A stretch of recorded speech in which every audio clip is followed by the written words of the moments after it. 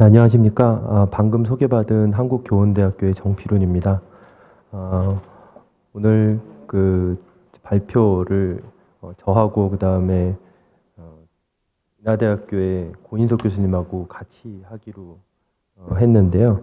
네, 저는 법학이 전공이고 고인석 교수님은 과학기술 철학이 전공이십니다. 저희가 작년부터 같이 공부를 하면서 공부한 결과 그다음에 아직 완전한 결과를 만들어냈다기보다는 같이 공론화할 수 있는 초기 논의를 던질 수 있을 정도의 공부 결과에 대해서 오늘 말씀을 드리겠습니다. 전체는 목차는 문제 제기, 국외 동향, 국내 동향, 그다음에 가이드라인의 필요성과 그 제안, 결론 이렇게 말씀을 드리겠습니다. 이미 여러 의원님들께서 말씀을 하셨듯이 인공지능의 어떤 순기능, 인공지능이 가져다 줄 어떤 우리 삶에 있어서 편리함 이런 것들에 대해서는 충분히 부각이 됐고요. 그러니까 그런 것을 이루기 위해서 기술을 어떻게 발전시켜야 되는지, 산업을 어떻게 발전시켜야 되는지 이런 논의는 이루어지고 있다 이런 생각이 듭니다. 반면 그와 더불어 나타나는 어떤 인공지능의 역기능, 그다음에 문제점에 관해서는 문제가 있다, 역기능에 대해서 대비를 해야 된다, 이런 그 논의는 있지만 그것에 대해서 구체적으로 어떻게 해야 되는지, 무엇을 준비해야 되는지 이런 논의는 좀 부족한 것이 아닌가 하는 생각을 했습니다. 2014년 3년 전쯤 일인데요. 오늘 아침에 제가 프레젠테이션을 좀 정리하면서 찾았습니다. 전쟁 로봇은 윤리 문제고 사람 해치는 로봇은 안 만들 거다. 국내에 방한한 UCLA 교수의 말을 인용해가지고 이런 보도가 나왔습니다. 불과 이런 얘기가 나온 지 얼마 안 돼서 또는 아마 그거보다 전에 이루어졌을지도 모르는데요. 우리가 지금 보는 것처럼 이런 전쟁 로봇이 현실화되고 있다 이렇게 그러니까 이렇게 얘기할 수 있겠습니다. 단순히 전쟁만을 통해서 이런 문제가 야기되는 것이냐 그렇지 않은 것 같습니다. 우리 현실에서도 이런 그 인공지능의 체계 시스템을 가진 그런 것들이 이런 문제를 야기해서 사람을 다치게 하거나 사망에 이르게 하는 생명을 빼앗는 이런 일도 발생하고 있습니다. 이런 문제에 대해서 외국에서는 어떻게 대응하고 있는지 국외 법제를 좀 살펴보았는데요. 이 분야는 이미 축사 그다음에 개회사에서 말씀해 주셨듯이 개략적인 논의들은 알고 계실 거라고 생각해서 저희가 필요로 하는 시사점을 도출하는 그런 압축적인 그 얘기만 말씀을 드리도록 하겠습니다. 장병환 의원님께서도 말씀하셨듯이 백악관에서 세 개의 보고서가 2016년 하반기에 연이어서 나왔습니다. 인공지능 국가 연구개발 전략 계획이라는 것이 나왔고요. 그다음에 다음에 또 말씀드릴 두 가지 보고서가 나와 있는데요. 이미 첫 번째 보고서에서 뽑아낸 11가지 이슈 중에서 두 가지 이슈가 우리 지금 이런 논의하고 이미 직접적인 연관이 있습니다. 공공선을 위해서 인공지능을 사용해야 되고 그다음에 안전과 그걸 어떻게 제어할 것인지 이런 것들에 대해서 진지하게 생각해야 된다는 것이 11가지 이슈 중에 이슈로 이미 얘기가 나왔고요. 그다음에 그 11가지 이슈에 대해서 살펴본 후에 그 미국 정부에서 어떻게 해야 되는지 그것을 7개 전략과 2개의 권고로 얘기를 했는데 이것 중에 하나가 바로 우리가 오늘 논의하고자 하는 이야기입니다. 그래서 AI의 윤리적, 법적, 사회적 영향을 이해하고 해결해야 된다. 그다음에 인공지능 기술이 공식적, 비공식적 기준에 따라 행동할 것으로 기대돼야 되고, 그다음에 AI의 윤리적, 법적, 사회적 의미를 이해하고 이런 목표에 부합하는 체계를 설계하는 방법을 개발하기 위한 연구가 필요하다. 이렇게 이야기하고 있습니다. 그 첫 번째 보고서에서 미진한 것들, 주로 사회적 영향에 관해서 다시 조금 더 심화된 보고서가 나왔는데요. 그 심화된 보고서가 인공지능의 미래를 위한 준비라는 제목의 보고서입니다. 여기서는 조금 더 포커싱을 맞춰서 이 안전에 대해서, AI 안전에 관한 주요 도전 과제는 어떤 실험실로부터 예측하지 못한 일이 일어날 수 있어 외부의 열린 세계로 옮겨갈 수 있는 시스템을 구축해야 된다. 이렇게 이야기를 하고 있고요. 이런 안전성을 향상하기 위해서 인공지능 관련 학과 학생들과 그 다음에 실무자에게 윤리교육을 강화해야 되고, 그 다음에 이 윤리교육과는 별도로 특별한 트레이닝을 시켜야 된다. 이런 권고를 하고 있습니다. 그리고 이 전쟁 이런 거와 관련해서 이런 무장 체계를 인간이 직접 제어해서 자동화로 변모하게 되면 위험이 발생하고, 그다음에 법적 윤리적 문제가 발생한다는 것을 인식하고 국제인권법에 따라서 활동을 하고 적절한 단계를 통해서 확산을 제어해야 된다. 그래서 동맹국과 협조해서 이런 개발, 그다음에 사용에 관한 표준을 개발해야 된다. 이런 제안을 하고 있습니다. 미국 정부의 역할 마지막으로 결론적으로 제시하는 것 중에 안전과 공정성에 대해서 모니터링해야 된다. 안전은 오늘 우리가 주로 논의하는 내용이고요. 그 다음에 공정성은 빈부격차 이런 거라고 생각하시면 되겠습니다. 이런 것에 대해서 계속 주시하면서 어떻게 대처해야 될지 모니터링해야 된다는 것이 핵심 제안입니다.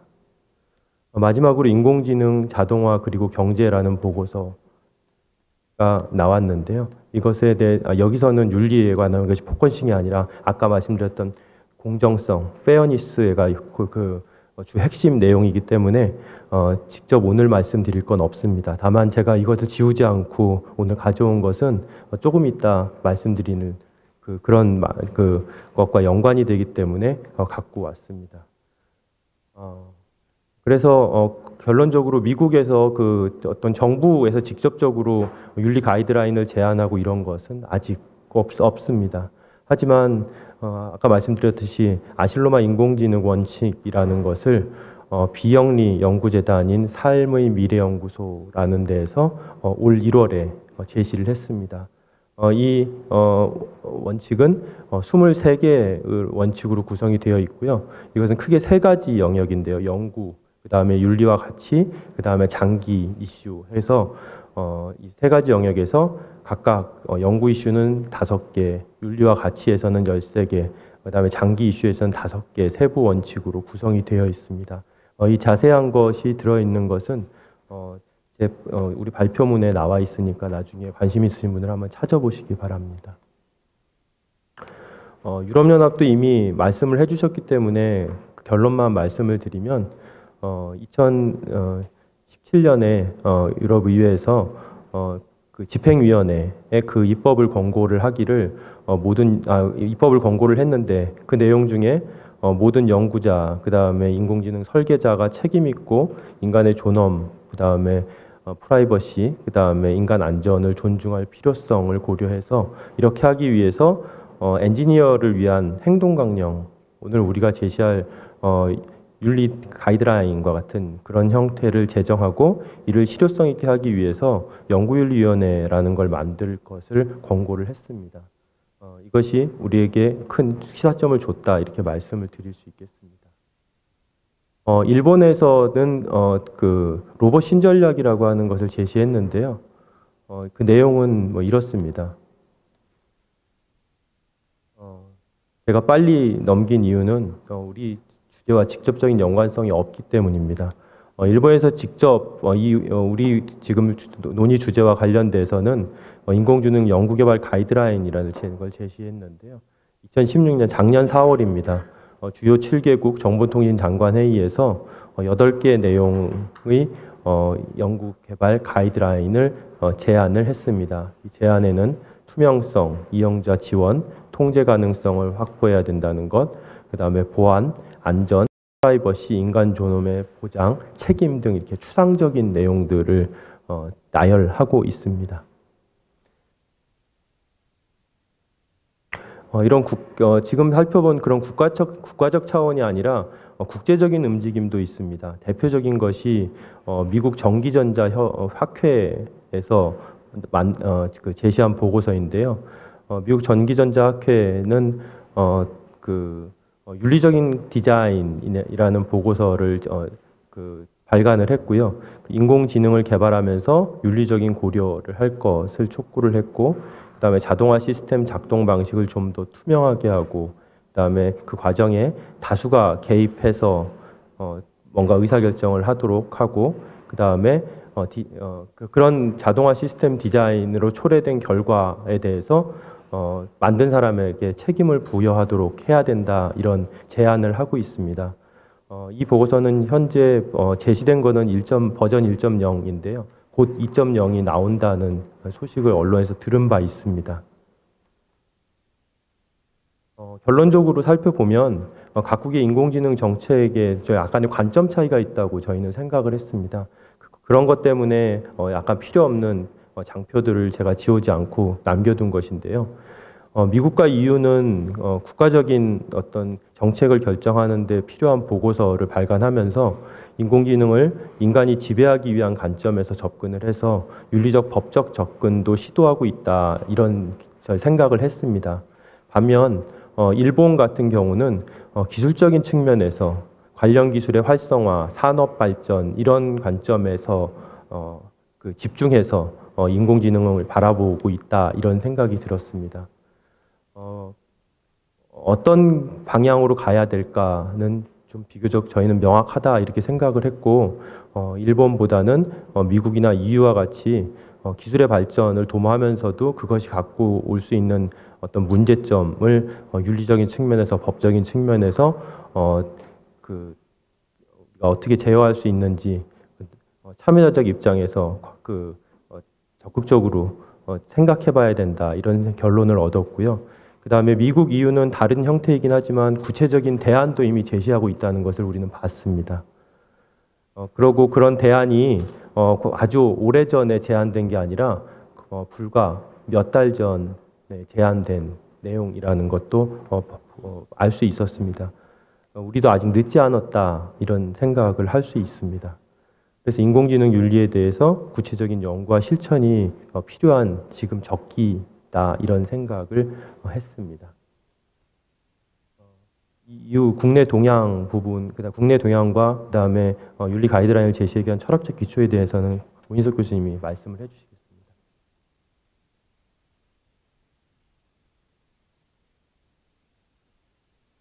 안녕하세요. 지금 이어받은 고인석입니다. 저는 철학을 공부하는 사람이고요. 그 철학을 공부하는 사람으로서 할 수 있는 역할을 해보도록 하겠습니다. 철학을 공부하는 사람이 할 수 있는 역할은 상황에서 꼭 필요한 게 뭔지를 이제 정리하는 것, 그리고 혹시 달리 보는 게 필요할 경우에 이제 그 달리 보는 제안을 하는 것, 이런 게 철학하는 사람들이 잘 할 수 있는 역할이라고 생각을 하고요. 그런 경험에 대해서도 제가 좀 말씀드릴 수 있었으면 좋겠습니다. 먼저 제가 직접 참여했던 로봇 윤리 현장 이야기부터 말씀드리겠습니다. 지금 정 교수님께서 말씀해 주신 어떤 어떤 논의의 역사가 짧게 보면 지난 한 1, 2년 사이에 굉장히 집중적으로 발전을 했고요. 세계적으로. 그리고 넓게 보면 한 2005, 6년 정도, 그것은 이제 유럽 연합에서 이제 로보틱스에 관한 어떤 윤리적 관점을 논의하기 시작한 게 한 10여 년 되는 것 같고요. 우리나라에서 2007년부터 이것에 발맞춰서 당시 지경부로 제가 기억하는데 정부 주도로 로봇 윤리 현장을 만들어서 세계에서 선도적으로 발표하겠다라는 공헌을 했었고 이제 그 프로젝트가 진행되던 중간에 제가 같이 참여했었습니다. 결과적으로는 이 프로젝트는 초안을 만들고 중단됐습니다. 그리고 그 중단된 가장 중요한 이유는 저는 철학적인 문제였다고 생각을 하고요. 어떤 면이냐 하면 아마 AI에 대한 법제가 만일 만들어진다 그러면 당장 이런 물음들이 생길 것 같아요. 이제 규제를 하려고 그러는데 그건 규제 대상 아닌데 우리 회사 거는 규제 대상 아닌데요. 무슨 얘기야? 당신네 회사 것도 규제 대상인데 그것이 규제 대상이 되느냐 아니냐, 그것이 로봇이냐 아니냐, 그것이 AI냐 아니냐라는 그 범위 같은 게 당장 문제가 되지 않겠습니까? 당시 그 위원회에서도 비슷한 상황이 제기됐었어요. 어떤 상황이냐면 우리 로봇 윤리를 지금 만들고 있는데 자꾸 이제 돌아가게 되는 물음이 그런데 정확히 로봇이 뭐죠? 라는 물음으로 자꾸 회귀하게 되는 그런 경험을 위원회가 했었습니다. 그것이 바로 전형적인 철학적인 물음이거든요. 그것이 뭔가라는 것에 대한 명확한 어떤 이해, 명확한 규정 없이는 그것에 대한 규범을 만들 힘이 있을 수가 없죠. 이제 그런 경험을 했고 이제 거기서 얻은 지혜를 조금 더 발전시킬 수 있지 않을까라는 희망을 가지고 있습니다. 그것은 실패했지만 이후에 이후에 또 이제 로봇 윤리 현장을 위한 준비는 필요하겠다. 그게 단시간에 되는 일은 아니지만 그것을 좀 더 착실하게 해서 준비해보자라는 취지로 이제 2009년에 몇 개월짜리 팀이 꾸려졌었고요. 그리고 그 이제 중간 결과가 발표됐고, 그리고 2011년에 로봇산업진흥원에서 또 요 연속된 작업을 했었고, 제가 알기에 최근에 아마 어떤 교수님이 이제 그 후속 작업을 하셔서 일단락을 지으신 걸로 알고 있습니다. 사실 그 안도 봤는데요. 그 안에 대한 평가는 제가 이 자리에서 하는 것은 적절하지 않을 것 같습니다. 이런 일을 경험하면서 이제 로봇 윤리 현장이 로봇은 말하자면 저보고 표현하자면 이제 몸을 가진 AI죠. AI가 이제 어떤 활동성을 가졌을 때 로봇이라고 할 수 있는데, 이러한 작업을 추진할 수 있는 인력 풀이 잘 구성되면 좋겠다. 물론 여러 군데서 훌륭한 분들이 많이 활약하고 계신데 그것을 잘 어떻게 구성할 수 있을 것인가, 그리고 각 팀이 명확한 목표를 가지고 이제 그 역할을 분담해서 잘 기여할 수 있도록 하는 그런 그다음에 여기도 그런 얘기가 나오지만 거버넌스가 필요하겠다라는 생각을 거듭하게 됐었습니다.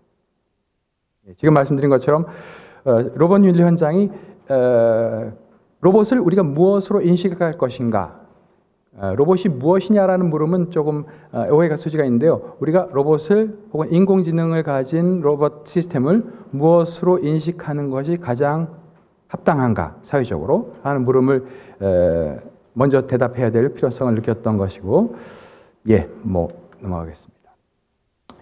비교적 최근의 활동을 말씀드리자면, 제가 모든 것을 알고 있지는 않지만 제가 우연히 참여하게 되었던 활동에 대해서 말씀드리면, 한국정보화진흥원에서 정보문화포럼을 제가 아는 한에서 2016년 초에 봄에 창설하고 거기에 이제 지능정보사회윤리분과가 있는데 제가 한 사람으로 참여하겠습니다. 거기에는 철학하시는 분하고 사회학 하시는 분 등이 이제 같이 참여해서 꾸려지고 있고요. 그 모임에서도 작년에 이제 여러 차례 같이 공부하고 꽤 열심히 하는 그 팀입니다. 꽤 열심히 하는 팀에서 이제 해서 연말에 하나의 보고서를 냈었습니다.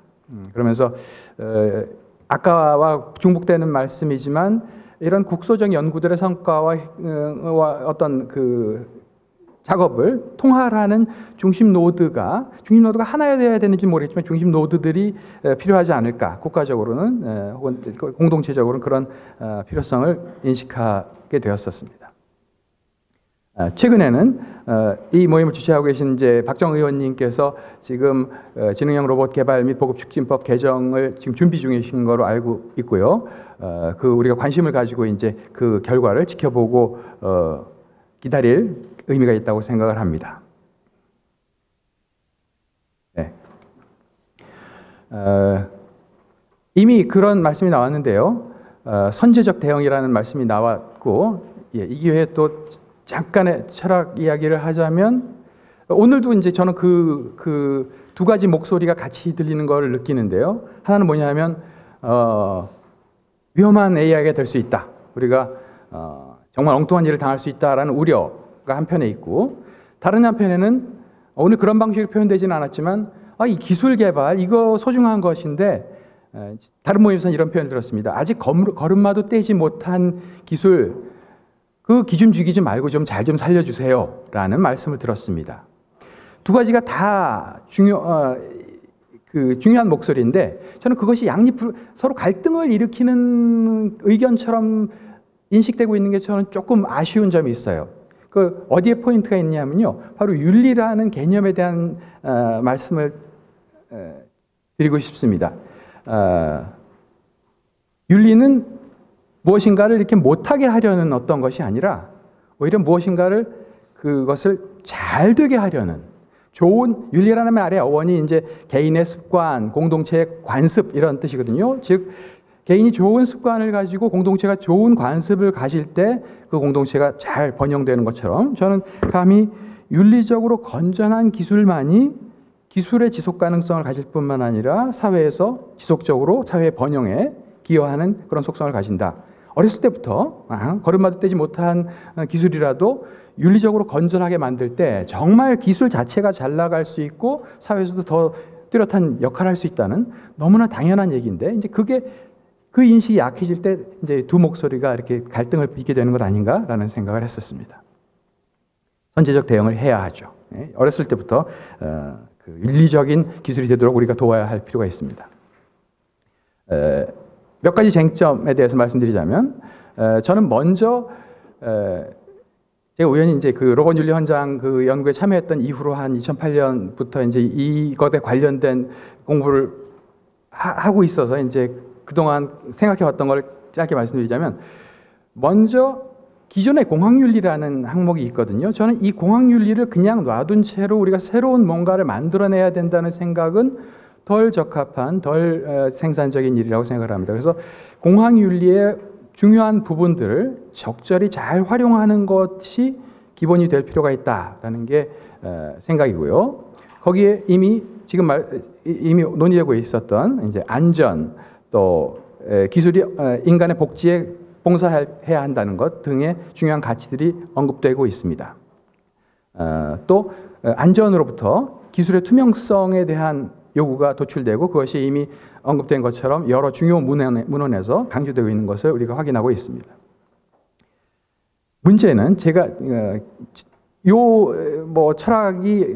철학이 엄청 중요한 건 아니겠지만, 철학이 여기 기여할 수 있다면 아까 나눴던 도대체 우리가 인공지능 혹은 지능을 가진 인공 시스템을 무엇으로 보는 것이 가장 적절한가라는 이 물음에 대해서, 그걸 저는 존재론적 지위라는 철학적 개념을 써서 표현하는데요. 인공지능 혹은 인공지능 로봇의 ontological status, 존재론적 지위를 우리가 분명히 규정하고 인식할 때 비로소 규범에 대한 논의가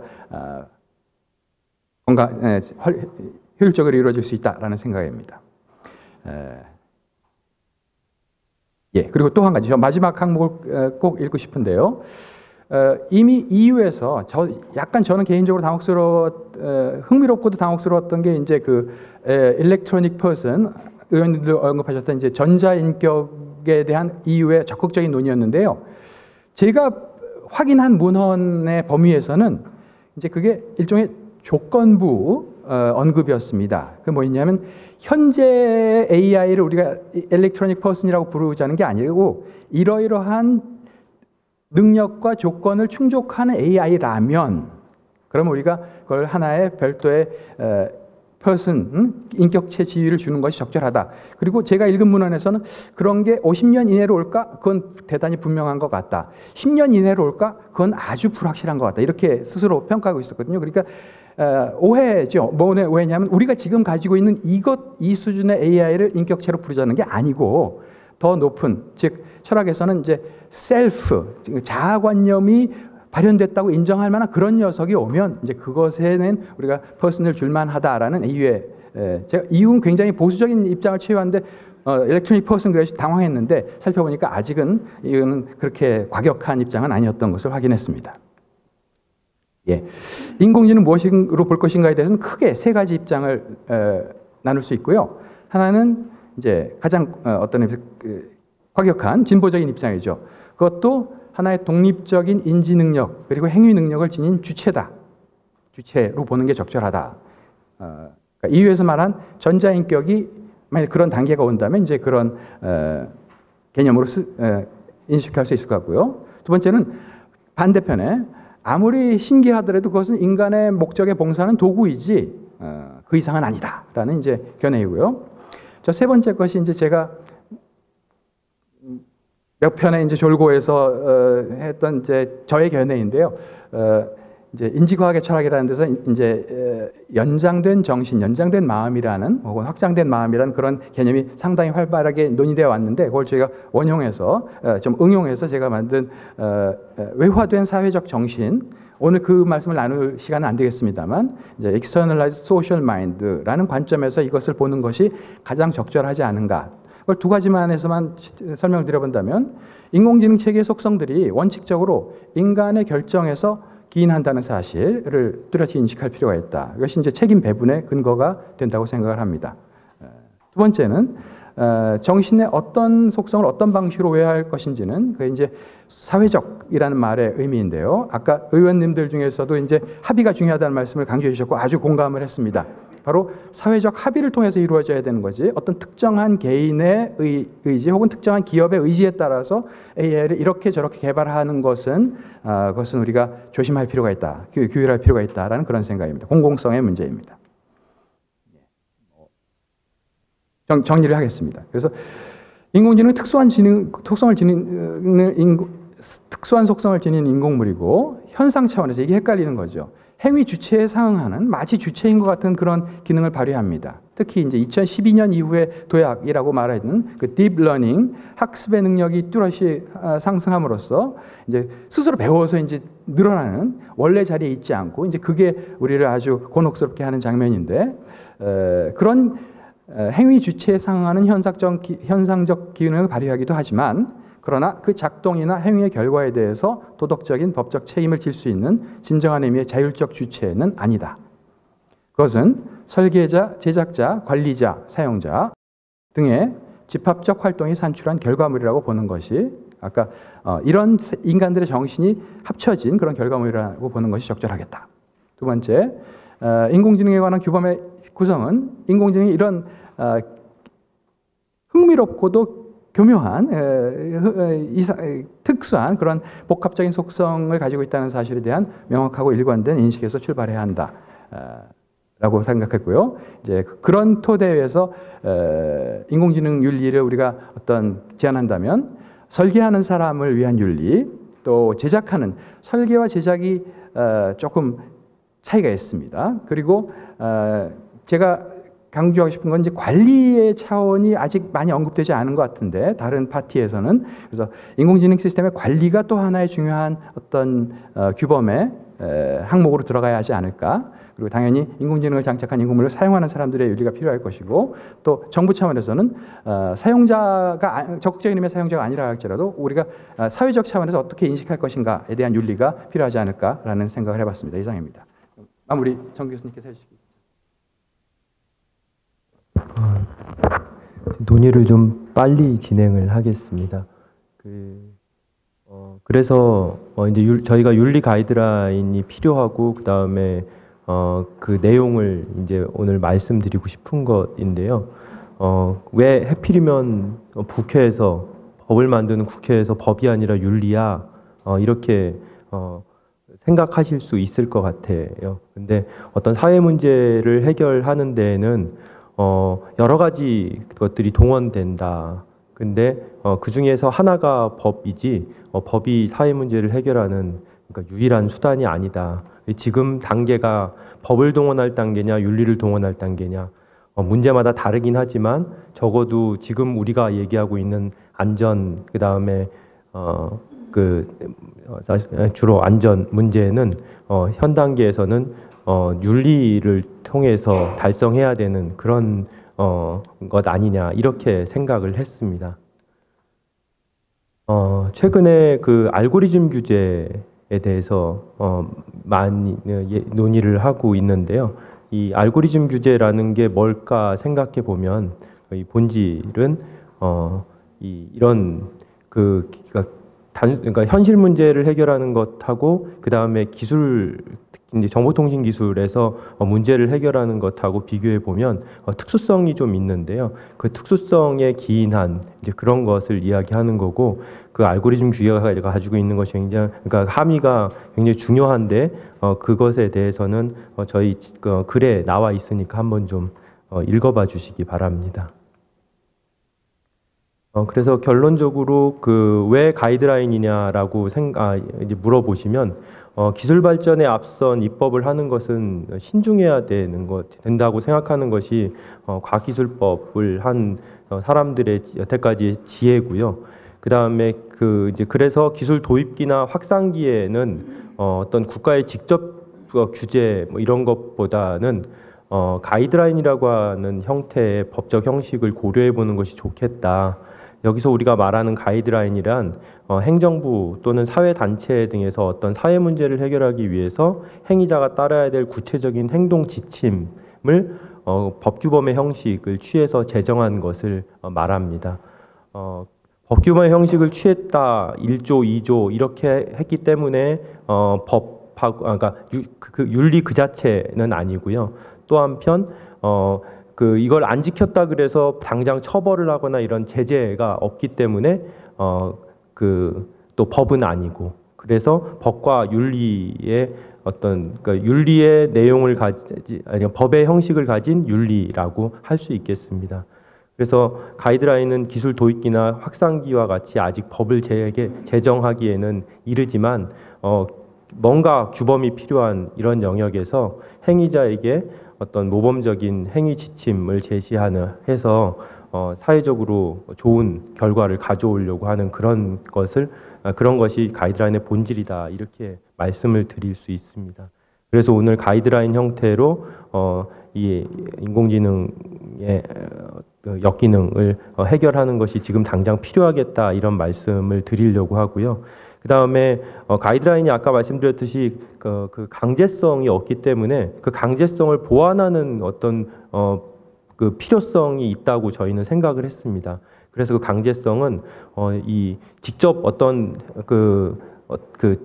행위에 대해서 제재를 하는 형식보다는 조직법적으로 통제하는 그러니까 접근을 해가지고 하는 것이 가장 적절하지 않을까. 그래서 조직법적 접근을 통해서 보완하는 것이 필요하다 이렇게 생각을 해서 그것도 같이 제안을 드리고 싶었습니다. 그래서 저희가 여태까지 말씀드렸던 것들을 바탕으로 해서 나름대로 이제 성안을 한 가이드라인이 우리 발표문 25페이지에 나와 있는데요.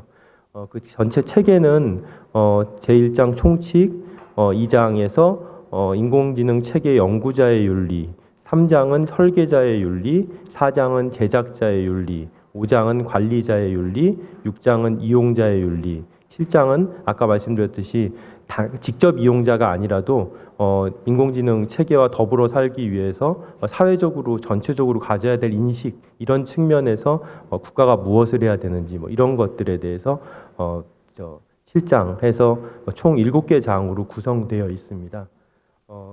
25페이지 한번 봐주시겠습니까?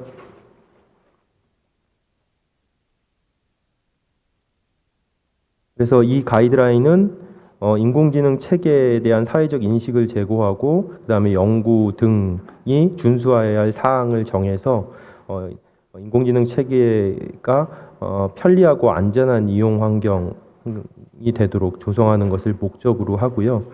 그다음에 왜 인공지능 그 자체가 아니라 인공지능 체계라고 하는 것을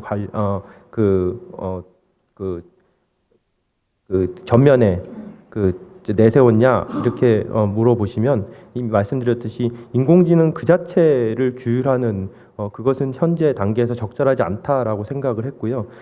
그것이 그 인공지능을 내피라면 외피 뭔가를 입고 있는 그것은 뭐 로봇일 수도 있고 드론일 수도 있고 뭐 여러 가지 것들일 수 있는데 그렇게 외형적으로 뭔가 모습을 보인 것을 규율하는 것이 좋겠다 이렇게 생각해서 인공지능 체계라는 것을 그 정의를 했습니다. 그리고 설계자, 제작자, 관리자, 이용자는 좀 나름대로 나름대로 아니라 모두 다 배타적으로 정의된 내용들인데요. 저희가 중요하다고 생각을 해서 단계별로 나누어 놨으니까 한번 좀 읽어봐 주십시오. 그리고 3조는 적용 범위에 대해서 정리를 했고요. 4조는 전체적으로 인공지능 윤리에서 갖추어야 되는 어떤 기본적인 내용들을 총론으로 빼서 정리를 한번 해봤습니다. 그래서 아까 말씀드렸듯이 인공지능은 인공물일 뿐이고, 그다음에 그 도덕적, 법적 책임은 그 인공지능 체계 그 자체가 지는 것이 아니라 그것을 설계 등을 한 사람들이 지는 거다. 그렇게 명시했고, 뭐 그런 내용들이 4조에 들어가 있습니다. 그리고 5조에서는 어떤 그 내용들이 아니라 구체적으로 인공지능 체계가 어떻게 연구 설계되어야 되는지 그 원칙들이 그 총론적으로 규정되어야 될 필요가 있다고 생각해서 그 총칙에 빼놨습니다. 그 다음에 인공지능 체계 연구자의 윤리를 보시면 이제부터 이제 그 연구 단계, 설계 단계, 제작 단계, 관리 단계 뭐 이렇게 그 각 단계별로 총론에서 적용되는 것은 물론이고 그 외에 그 각각의 단계에서 특별히 뭐가 중요한지 의미 있는지를 저희가 추출을 했고요. 그것을 조문화 시켜봤습니다. 그래서 연구 단계에서는 연구 목적과 방법이 인간의 생명, 안전, 그래서 그 존엄성을 증진할 수 있는 그런 목적과 방법이어야 된다. 그 다음에 연구비를 받아서 쓰는 데는 인간의 존엄성을 침해하는 목적을 갖거나 그 다음에 그런 목적을 갖고서 이제 지원하는 그런 연구비를 받으면 안 된다. 그 다음에 인간의 존엄성을 침해할 수 있는 가능성이 있고, 그 다음에 그 연구 과정의 투명성을 높이고 연구 과정에 나타날 수 있는 예견되는 위험을 사전에 방지할 수 있도록 그렇게 연구를 해야 된다. 이런 것들을 제안을 했습니다. 그리고 설계 단계에서는 목적과 이용 범위를 명확하게 설정하는 것이 가장 중요하다고 생각을 했습니다. 그리고 그 예견되는 위험을 사전에 방지할 수 있도록 하는 게 굉장히 중요하다. 그렇게 생각을 해가지고 그런 것을 조문화했습니다. 그리고 제작하는 것은 이제 아까 정의에서 보시면 아실 수 있는데요. 설계를 한 이후에 그것을 이제 실제로 제작하는 단계가 있습니다. 통상 설계 제작을 구분하지 않고 이렇게 크게 생각할 수도 있지만 되도록이면 세밀하게 해서 그 자기가 그 제작자이라면 그 제작 단계에서는 어떤 거를 하면 되고 어떤 걸 하면 안 되는지를 명확하게 규정하는 것이 이 가이드라인의 목적이기 때문에 되도록이면 세분화하려고 했고요. 그리고 그런 세분화한 내용들이 규정되어 있습니다. 그래서 그 제작 단계, 그 다음에 관리 단계, 그 다음에 이용자의 윤리, 뭐 그런 내용들이 규정이 되어 있고요. 마지막으로는 그 인공지능 체계에 대해서 사회적 인식을 제고하기 위해서 국가가 무엇을 해야 되는지를 규정하고 있습니다. 그래서 국가는 인공지능 체계의 이용 가치와 더불어 그것의 한계, 그리고 그것에 내재한 위험의 요소들을 명료하게 인식하는 균형 잡힌 인공지능관을 사회 전반에 정착시키도록 해야 되고, 그 다음에 인공지능이 산출하는 결과물을 무조건 신뢰하거나 그 다음에 또 무조건 무시하는 그런 것을 경계해야 된다. 뭐 이런 내용들을 규정하고 있습니다. 근데 이런 가이드라인은 강제성이 없다는 단점이 있습니다. 그래서 그게 좀 더 실효적이려 그러면은 아까 말씀드렸듯이 보조 수단이 필요하다 이렇게 생각을 했습니다. 근데 그런 보조 수단이 그러니까 정말 지켜야 되는 어떤 것들을 벌칙으로 규정해서 그것을 안 지키면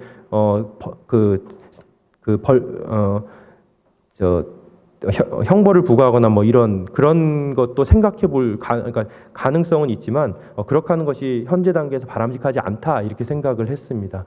그래서 그런 문제가 생겼을 때 도대체 뭐가 문제고 그 다음에 그것을 어떻게 사회적으로 대처해서 처리해야 되는 게 좋은지를 그 생각하고 그 다음에 체계화해서 그러니까 생각해 볼 수 있는 그 거버넌스를 구성해 주면은 거기서 논의를 통해서 그런 얘기들을 하는 게 좋겠다 이렇게 생각을 했고요.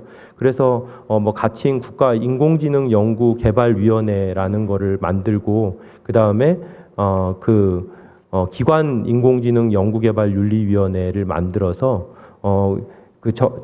실제로 연구를 하고 개발을 하고 이렇게 하는 개별 기업과 연구소에서는 기관윤리위원회라는 거를 만들어 가지고 여기서 모든 거를 원칙적으로 다 우리는 인공지능 연구할 때 또는 설계하고 개발할 때 지금 어떤 걸 하고 있어 이런 것들을 보고하고 파악할 수 있도록 그렇게 하고 그것이 사회적으로 문제가 발생하면 예외적으로 이제 그것을 조사해가지고 어떻게 대처해야 되는지는 이 국가인공지능 연구개발윤리위원회라는 거에서 하면 좋지 않겠나 이렇게 생각을 했고요. 실제로 이런 것들이 잘 이루어지지 않고 부정적으로 생각하고 그런 이유들이 생각해 보면 지금 연구개발은 계속 지속돼야 되는데 그런 것들 기업 비밀들이나 이런 것들이 빠져나가고 연구 비밀들이 빠져나가고 이렇게 될까봐 걱정하고 이제 그런 것들이 크다고 생각을 해서 이런 운영에 있어서는 국회 정보위원회에서 하는 것처럼 그런 식으로 운영을 한다 그러면은 어떤 그 양자의 가치의 균형을 잘 이룰 수 있지 않을까 이렇게 생각을 했습니다. 그래서 어떤 그런 방식으로 한번 저희가 아이디어를 생각을 해봤고요. 그 다음에 그럼 도대체 이런 것들을 어디에서 규정해야 돼? 뭐 이것에 대해서는 제가 말씀드릴 시간이 좀 적으니까 나중에 토론에서도 나올 것 같아서 생략하도록 하겠습니다. 우리만 잘하면 되냐? 그렇지 않다고 생각합니다. 국제적으로 어떤 이런 논의들이 공식적으로 공식화돼서 규범을 형성할 수 있는 일종의 레짐이 필요하다고 생각을 했고요. 이런 레짐을 형성하는데 우리가 좀 적극적으로 나서면 좋지 않겠냐. 특히 스노든 사태 이후에 인터넷 거버넌스가 약간 공백기라고 우리가 판단을 지금 하고 있는데요. 그런 공백기에 중견국가 역할론 이런 것들을 제기하면서 우리가 주창을 해가지고 이런 것들을 하면 세계 평화에도 이바지하고 그 다음에 우리나라에도 더 좋은 영향을 미치지 않을까 이런 생각을 한번 해보았습니다. 마지막으로 몇 가지 강조드리고 싶은 것만 좀 정리를 해봤습니다. 저희 연구진들은 관찰자가 아니라 참여자의 관점이 현재 되게 필요하다.